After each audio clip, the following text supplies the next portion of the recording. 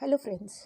आज मैं आपको एक ऐसी सत्य घटना के बारे में बताने जा रही हूँ जैसी आपने शायद कभी सुनी ही नहीं होगी और उसको सुनने के बाद शायद आप विश्वास ना करें, लेकिन ये बिल्कुल सच बात है और ये एकदम सत्य घटना है जो कि मेरी मम्मी की दादी के साथ हुई थी।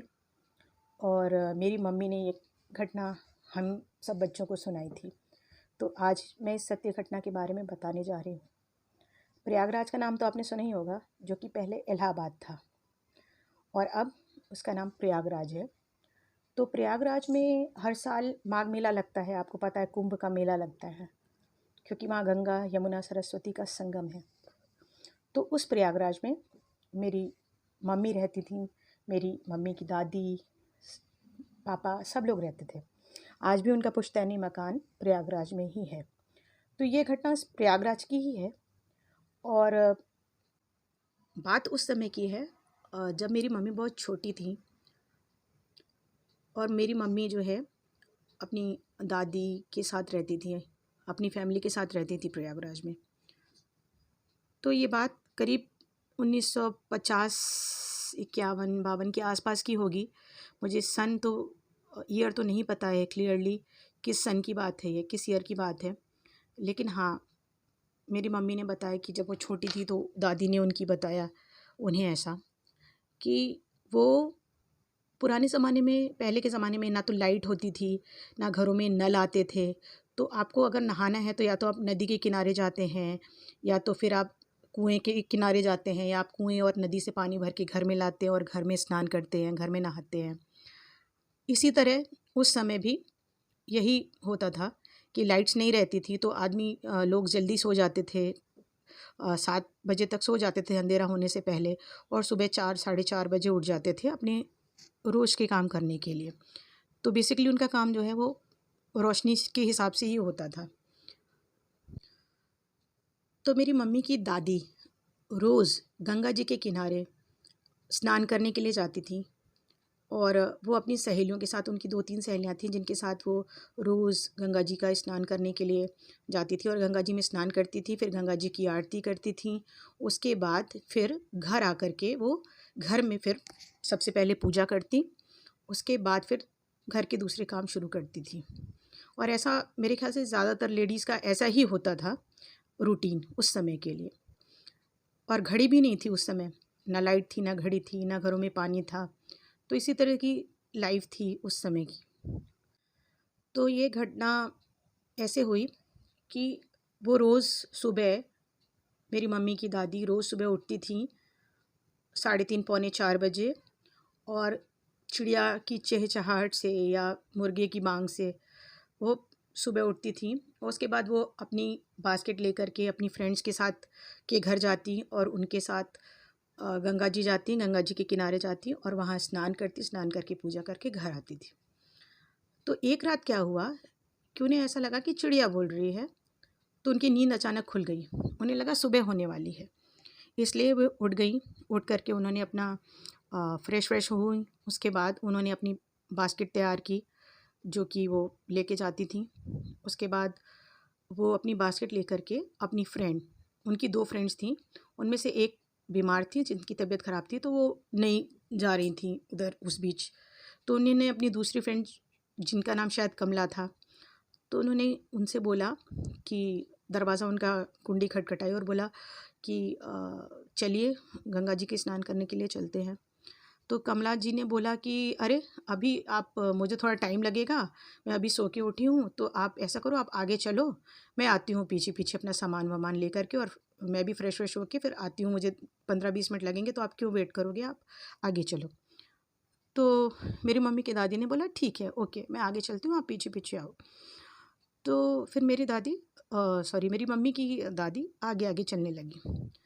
लेकिन उन्हें थोड़ी देर बाद, चलने के बाद, उन्हें अजीब सा महसूस हुआ। उन्हें लगा कि कुछ तो गड़बड़ है, क्योंकि क्या होता था, क्योंकि वो नवंबर का महीना था, ठंड का महीना था। तो लोग अपने घरों में ही सो रहे थे दरवाजे बंद करके, क्योंकि गर्मियों में बेसिकली लोग छत पे या आंगन में सोते थे या घर के बाहर सोते थे, लेकिन सर्दी के महीने में सब घर के अंदर ही सोते थे ठंड की वजह से। तो उन्होंने देखा कि बेसिकली जब सुबह होती थी तो 2-4 लोग तो दिख ही जाते थे कोई आते हुए जाते हुए, पर उस समय बिल्कुल सन्नाटा था। एक इंसान भी क्या, एक चिड़िया भी उन्हें वहाँ नहीं दिख रही थी। तो अब उन्हें थोड़ी सी घबराहट होने लगी।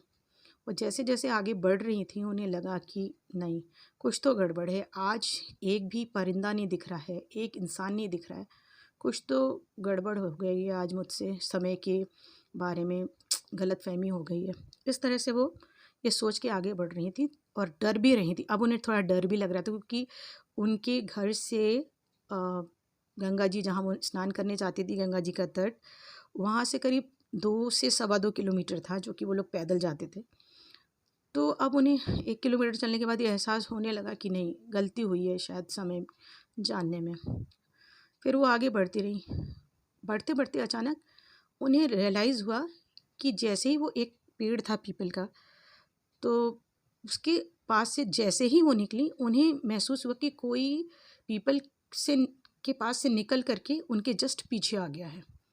और उन्होंने हल्के से देखा पीछे मुड़ के, तो उन्हें लगा कि कोई बड़ा साया टाइप का, काला साया करीब 8-10 फुट का उनके पीछे आ गया है और अब वो उनके पीछे चल रहा है। अब उनकी हालत ख़राब हो गई, वो डर गई, क्योंकि आज के ज़माने में लोग इतना भूत प्रेत को नहीं मानते हैं, लेकिन तब के ज़माने में लोग मानते थे और ऐसा होती थी ऐसी घटनाएं। तो वो डर गई और वो इतनी बुरी तरह से डर गई, वो थोड़ा ज़्यादा तेज़ चलने लगी। वो जितना तेज़ बढ़ती, वो साया और उतनी तेज़ी से उनके पीछे आता। जब उनकी हालत बहुत बुरी तरह से ख़राब हो गई, उन्हें लगा कि अब तो आज वो गया, और वो जस्ट उनके पीछे ही आ गया। तब तक वो घबरा गई और उन्होंने हाथ जोड़ा और हाथ जोड़ के मन ही मन बोला कि हे गंगा मैया, हे जमुना मैया, अगर मैंने ज़िंदगी में भर आपका जो है पूजा की है, अच्छे से हमेशा आपकी पूजा की है, आप में श्रद्धा रखी है, तो आज मेरी रक्षा कर लो माँ। बस ये बोला ही था, बोल के वो 2-3 कदम बढ़ी थी, तब तक सामने राइट में एक गली जा रही थी। उस गली से 2 लेडीज़ वाइट साड़ी में आईं, सामने से आईं और आके बोली, बहन आप कहाँ जा रहे हो?